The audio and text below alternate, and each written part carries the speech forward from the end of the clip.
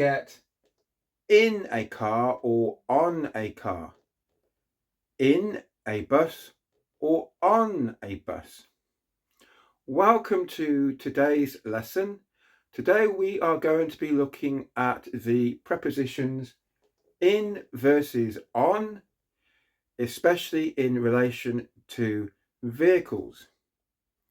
If you want to dig a bit deeper into prepositions in and on in other uses, such as, for example, in bed versus on the bed, in the corner versus on the corner, and many other applications and uses of in and on, then I've created a free PDF guide which will take you through these uses of in and on with clear definitions and examples. If you want a copy of that free PDF, just click the link, scan the QR code on the screen now, or click the link in the description below, and that will take you to my Patreon page where you can either sign up for free or log in if you are already a member. As I said, it's free to sign up, and that will give you access to my growing community of learners, plus access to all my PDFs, guides and articles designed to help you to improve your English and to grow faster and become more fluent and confident when communicating in English. I've also created a free infographic to explain this lesson in a more graphical, visual way. So if you want that, again, it's on my Patreon page. Just scan the QR code or click the link in the description, and then either sign up for free or log in if you are already a member. Right, on with today's lesson. In versus on. Back to the question. Do we say in a car or on a car? Do you get in a bus or on a bus? Which do you think? Let's look at this together. So here are some types of vehicles. They all have something in common.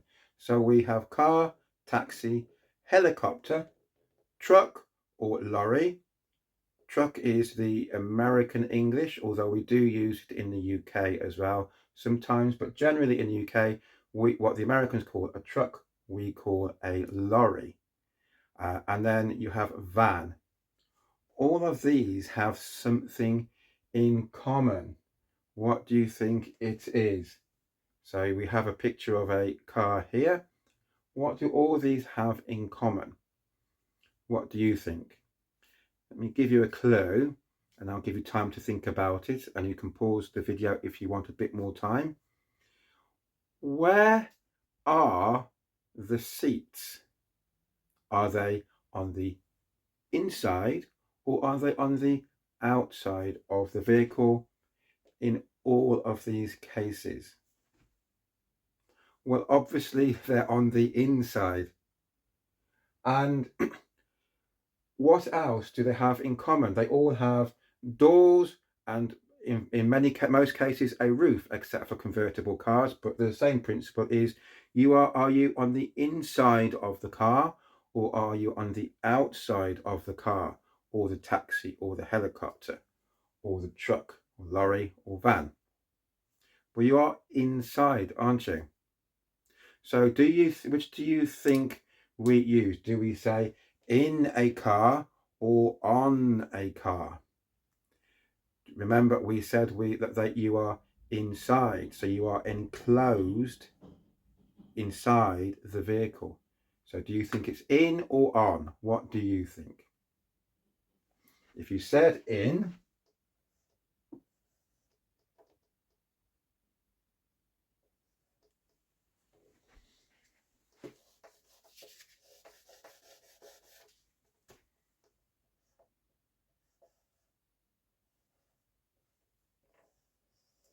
if you said in a car, in a taxi, in a helicopter, in a truck, in a van, then you would be correct.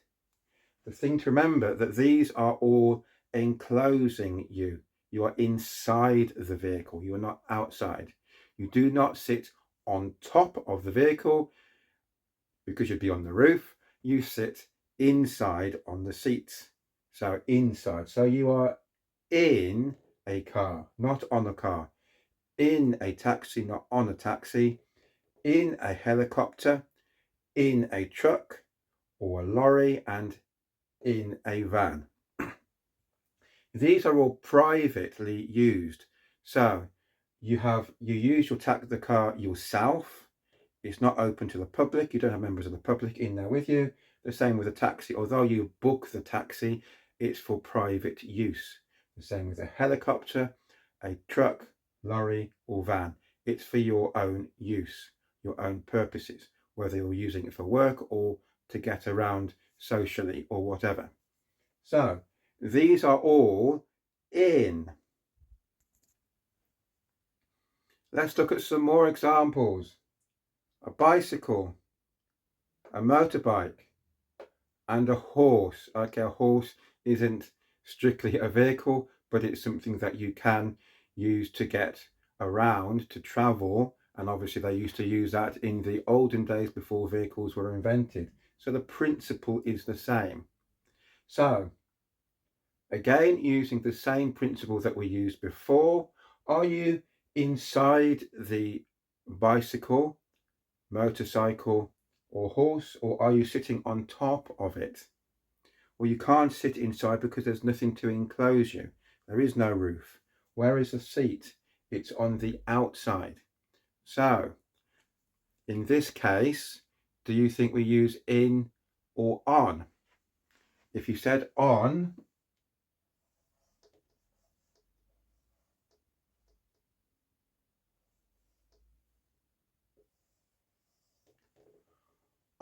a bicycle, on a motorbike, on a horse, then you were correct. Well done. Well done. Now, that was the easy bit. Let's look at something which can be very confusing with regards to in and on. That confuses a lot of English learners. Let's look at this in detail. So here are some more examples.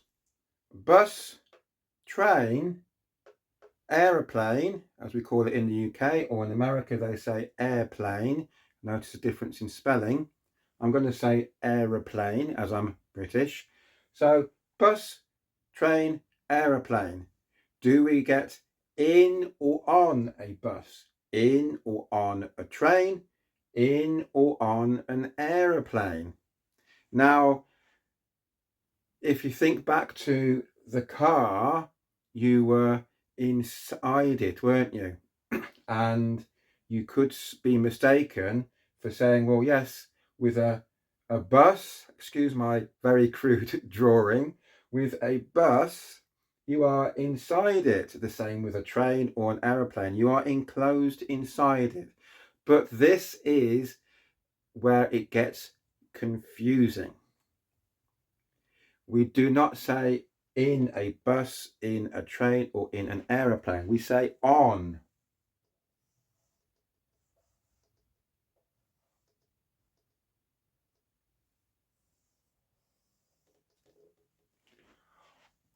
On a bus, on a train, on an aeroplane. Why the difference? This is what you need to remember. We think of these as public. These are public transport for a start, whereas that's private. These are public. They carry lots of people, and we consider them as a platform that you are on that's carrying lots of people. So it's carrying people en masse, a lot of people together, almost like a cargo, if you will. So this is why we say on a bus, on a train, on an aeroplane, because one, it's public transport. It carries members of the public all together.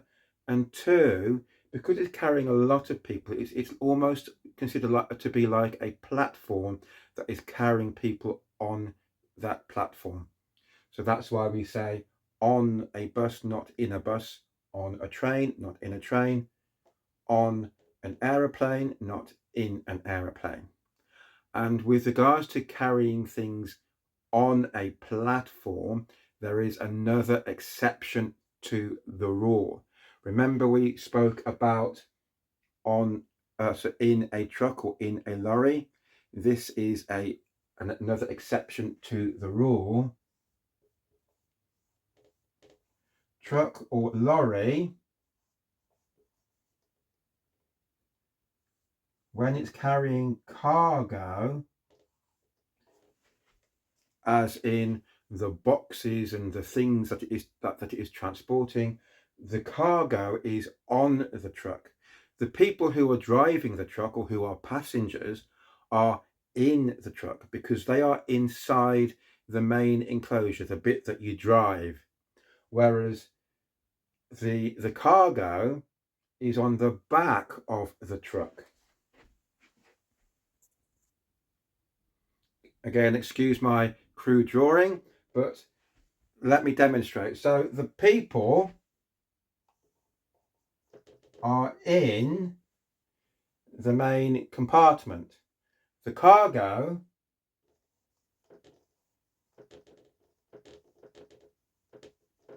is on the cargo area. Even if this is an enclosed space, it's still cargo that's being transported on the platform part. So it's still on. So with regards to trucks and lorries,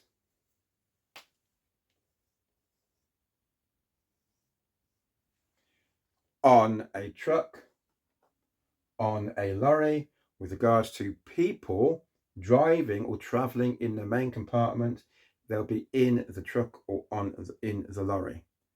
So that is basically the how to use in and on prepositions with regards to vehicles. So here's a quick review. In versus on. In, the transport is private, so it's not generally publicly used. You're using it for private use. Even a taxi, you book the taxi for private use. You don't book it to take everybody in the street. It's private use. So if the vehicle is for private use, such as a car, a taxi, a helicopter, a van, a lorry or a truck, it's an enclosed space. So the seats are on the inside. And that is a clue. Inside. So that's a clue for you. On. It's public transport or it's carrying cargo. For example, a bus, a train, an aeroplane. It's public transport. It carries lots of members of the public en masse all together, almost like they are cargo. The people are cargo. Or a lorry or a truck carries cargo, transport cargo from the factory to the shops or wherever it's taken the cargo. Or in the case of bicycles and motorbikes, you sit on top of the vehicle, don't you? The vehicle, the seat is on the outside and you have to sit on top of the seat, which is basically on top of the vehicle. So I hope that has helped you to have a clearer understanding of in versus on prepositions in relation to using them with vehicles. As I said at the outset, at the beginning of this lesson, I do have a free visual infographic to help you to grasp this point easily in a more visual way. And I also have a free PDF guide which digs deeper into the use of in versus on in other contexts and other uses. For example, as I said, in bed versus on the bed, in the corner versus on the corner, in the week versus on Monday, etc. So if you want a copy, click the link in the description.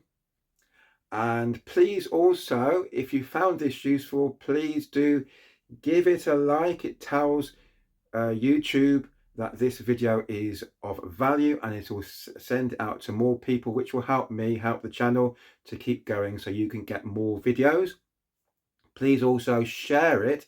Again, it helps the YouTube algorithm and the Google algorithm to know what it's about and know that it's of value. And of course, the people who you share it to, your fellow learners, will love you for giving them something of value. Please also remember to subscribe and click the bell to get notified as and when I produce new lessons. Well, that's all for now. Please do come back for my next lesson, or perhaps watch this one on the screen here now.